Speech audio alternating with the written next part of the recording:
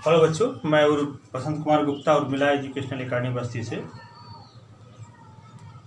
हमने आप समांतर श्रेणी बता दिया था। समांतर श्रेणी के n पदों का योगफल का हमने इसके पहले वाले वीडियो में बताया। SN बराबर क्या होता है n/2 a प्लस l। और एक दूसरा फार्मूला बताया था SN बराबर क्या होता है n/2, और एक क्या था 2a प्लस n-1 ये फार्मूले। अब इसी चर्चा को हम और आगे बढ़ाते हैं। जैसे एक बात हमेशा ध्यान रखिएगा कि यदि किसी समांतर श्रेणी का यनवा, देखिए यनवा पद आपको मैंने निकालना बताया हुआ है। जैसे आपसे कह दिया जाए कि 1, 4, 7, 10 इसका यनवा पद मानो, इसका यनवा पद बताओ। एनवा पद का मतलब होता है बहुपद बताना, यन के घात में यन का बहुपद बताना। तो ए बराबर आप देखेंगे कितना है 1, और डी बराबर कितना है 4 माइनस 1 बराबर कितना आ जाएगा 3। तो इसलिए यनवा पद कैसे निकालेंगे, एन बराबर क्या हो जाएगा ए प्लस n-1 इंटू डी।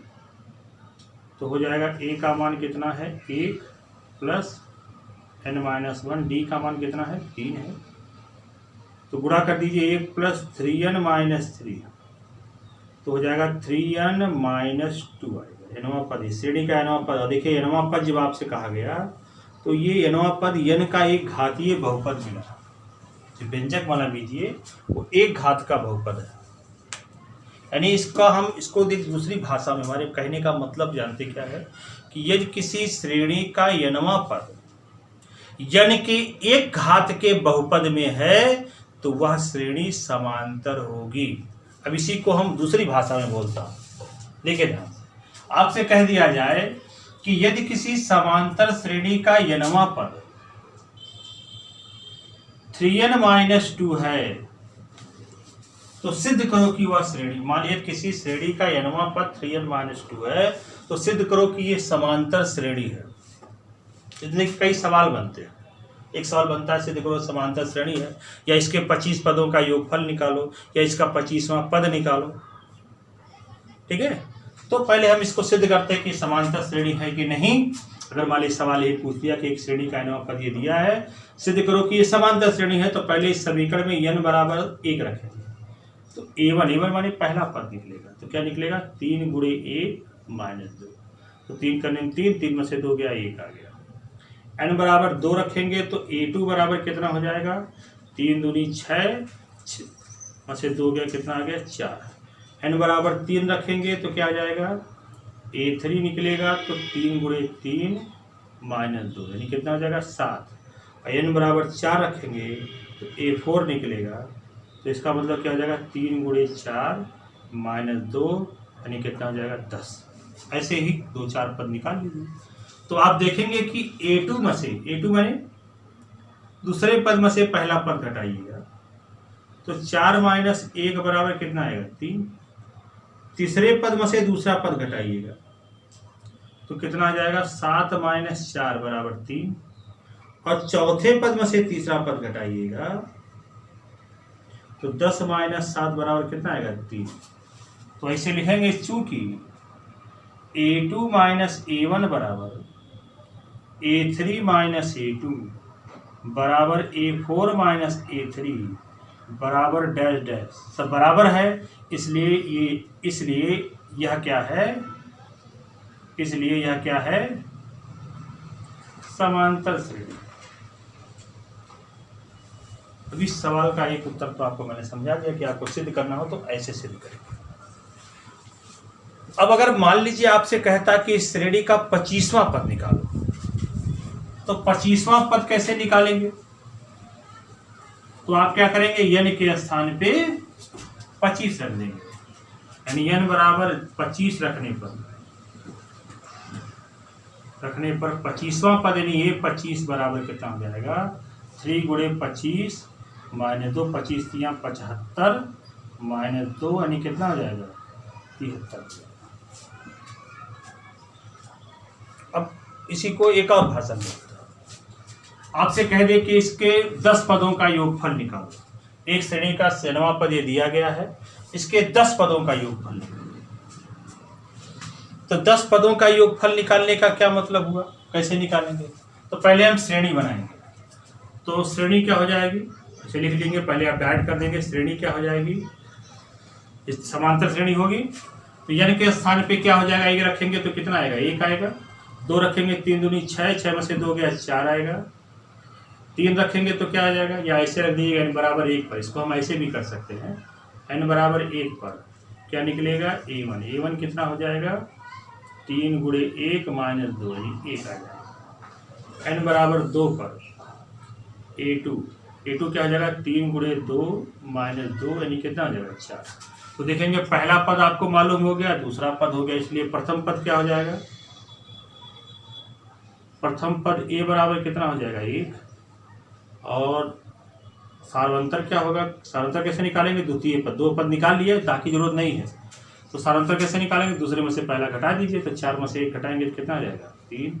तो आपको क्या निकालना, पहला पद और सारांतर मालूम हो गया, तो इसलिए क्या होगा, कै पदों का योगफल निकालना, 10 पदों का। यस, तो क्या फार्मूला होता है, n/2 यानी 10/2, 2a प्लस 10 माइनस 1। तो ये 5 हो जाएगा, a का मान रखेंगे 1, ये देखिए 9 आ जाएगा, 9 गुणे 5, 2 प्लस 9 बचे 45, और सॉल्व कर लेंगे, उत्तर आ जाएगा। ऐसा ही। तो यदि किसी श्रेणी का n वां पद एक घात का बीजीय व्यंजक है, तो वह श्रेणी कैसी होगी, समांतर श्रेणी होगी। अब इसी को दूसरे भाषा में बोलता हूं, यदि किसी श्रेणी का किसी श्रेणी के n वें पद का, यदि किसी श्रेणी का n वां पद द्विघात का बीजीय व्यंजक हो, n वां पद का योग, यदि किसी श्रेणी के n वें पद का योग 2 घात का बीजीय व्यंजक हो, तो वह श्रेणी क्या हो जाएगी, समांतर श्रेणी होगी। जैसे एक सवाल दिया हुआ है कि एक समांतर श्रेणी के n पदों का योगफल दिया गया है, ध्यान दीजिएगा। एक समांतर श्रेणी के n पदों का योगफल दिया है 3n² प्लस 5n। तो आपसे पूछ ले कि इसका 25वां पद क्या होगा, या इसका 10वां पद आपको बताना। ध्यान दीजिएगा, सवाल को समझने का पूरा प्रयास कीजिए। एक समांतर श्रेणी के n पदों का योगफल दिया है, n पदों का योगफल इस समांतर श्रेणी से निकाला जाता है। इसे तो करा इस श्रेणी का 10वां पद निकाले। तो पहले हम श्रेणी पहचानेंगे। कैसे पहचानेंगे, पहले श्रेणी लिखेंगे, n बराबर 1 पर, n बराबर 1 जब रखेंगे, 1 पर रखेंगे तो क्या निकलेगा, S1 निकलेगा ना। S1 का मान क्या आएगा, एक पदों का योग, एक पद का योग 1 होता है। तो यहाँ अगर रख देंगे, एक के स्थान पे रखेंगे तो क्या आएगा, 1 का स्क्वायर करेंगे 1, 1 पे 3 का गुणा करेंगे 3 और 5 यानी 8 आएगा। करेंगे तो आएगा, यानी S1 बराबर 8। S1 बराबर 8 का मतलब क्या होगा, इसके एक पदों का योग। तो एक पद में क्या योग होता है, एक पद वही होने पर, यानी ये आपका पहला पद हो जाएगा, यानी ये आपका क्या हो जाएगा, प्रथम पद यानी 1। इसको बराबर आप a लिख लीजिए। अब n बराबर आप 2 रखोगे तो S2 निकलेगा। S2 कितना आएगा, देखो n के स्थान पे 2 रखिए, तो 2 का स्क्वायर 4, 4 3 12, 12 हो गया। और यहाँ 2 रखेंगे तो 5 दूनी 10, 12 10 कितना हो जाएगा, 22। यानी ये क्या हो जाएगा, 2 पदों का योग। अब ध्यान दीजिएगा, एक पद कितना दिया है, 8, पहला पद 8 दिया है, और दोनों पदों का योग कितना दिया है, 22 दिया है। दोनों पदों का योग कितना दिया है, 22 दिया, और पहला पद आपको मालूम है, तो इसका दूसरा पद क्या हो जाएगा, 2 पद को जोड़ते हैं तो योग 22 आता, पहला पद आपको मालूम है 8 है, तो दूसरा पद क्या हो जाएगा, इसलिए दूसरा पद क्या हो जाएगा, A2 बराबर S2 माइनस S1। तो A2 बराबर क्या हो जाएगा, S2 का मान क्या हो जाएगा, S2 कितना है 22, और S1 का मान 8, तो हो जाएगा 14। यानी पहला पद आपको मालूम हो गया, इसको A1 भी कहते हैं। पहला पद आपका हो गया 8 और दूसरा पद आपका हो गया 14, तो इसलिए सार्वंतर निकाल लीजिए। तो सार्वंतर कितना हो जाएगा, डी बराबर कैसे निकालते हैं, A2 माइनस A1। A2 क्या हो जाएगा 14, A1 का मान कितना दिया है 8, तो कितना हो जाएगा 14 में से 8 गया 6। यानी आपको सार्वंतर मालूम हो गया, पहला पद मालूम हो गया, तो इसलिए 10वां पद क्या हो जाएगा, 10वां पद A10 बराबर हो जाएगा A प्लस 10 माइनस 1 इंटू। तो A का मान आपका कितना है 8 और 9 और D का मान कितना है 6। तो 8 9 6 54 और 54 8 कितना हो जाएगा 62। ये क्या है। तो कभी कभी इस तरह से सवाल पूछे जाते हैं। अब इसी तरीके से हम आपको कुछ सवाल और बताते हैं। जैसे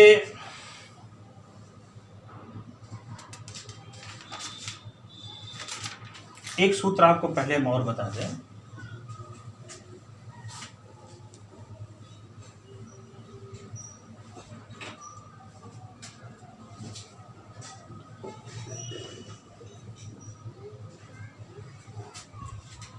अगर देखिए जो हमने फार्मूला आपको SN बराबर बताया है n/2a plus 2a plus n minus 1 into D. ये जो फार्मूला है ये था प्रथम n पदों का योग। प्रथम जो है n पदों का योग,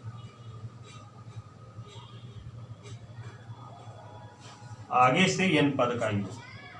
पर अगर कह देता अंतिम n पदों का योग, अंतिम n पदों का योग कह दिया जाए, तो आप ये फार्मूला लगाओगे SN बराबर क्या हो जाएगा n/2, जहां a लिखा है वहां n लिख देंगे 2l minus n minus 1 into, जहां d 7 अंतिम n पदों का योग। आगे इसी पर हम एक सवाल आपको बता देते हैं। इसी पर एक सवाल आपको हम बताएंगे, इसके बाद हम कल कुछ सवाल आपको दे देंगे, इसको आप लगाने का प्रयास कीजिएगा। जो भी दिक्कत होगी उससे पूछ लीजिएगा। जैसे पूछ लेता कि समांतर श्रेणी 8 10 12 डैश डैश अंतिम पद दिया है 126, इसके अंतिम 10 पदों का, नहीं अंत से 10 पद जोड़े जाए तो अंतिम 10 पदों का योगफल निकालो। तो कैसे निकालेंगे, प्रथम पद आपको मालूम है कितना है 8, अंतिम पद आपको मालूम है 126, डी निकाल लो, डी कितना हो जाएगा 10 में से 8 घटाएंगे तो कितना हो जाएगा 2। इसलिए अंतिम लिखेंगे, अंतिम 10 पद, n का मान कितने पदों का निकालना है 10 पद, तो अंतिम 10 पदों का योग, 10 पदों का योगफल। तो क्या हो जाएगा योगफल, यस क्या हो जाएगा S10 बराबर 10/2 क्या होता है 2l माइनस, आ रहा समझ मेरी बात, 2l minus n minus n के स्थान पे 10 लिखेंगे 10 माइनस 1 इंटू डी। अब मान रख दीजिए तो ये 5 हो जाएगा। l का मान कितना है 126 और ये हो जाएगा 9 और d का मान कितना निकाले हैं 2। इसी को सॉल्व कर लीजिएगा, अंतिम 10 पदों का योग कर लीजिएगा। आ रहा मेरी बात समझ में। तो ये तरीका है अंतिम 10 पदों का या अंतिम n पदों के योगफल निकालने का फार्मूला।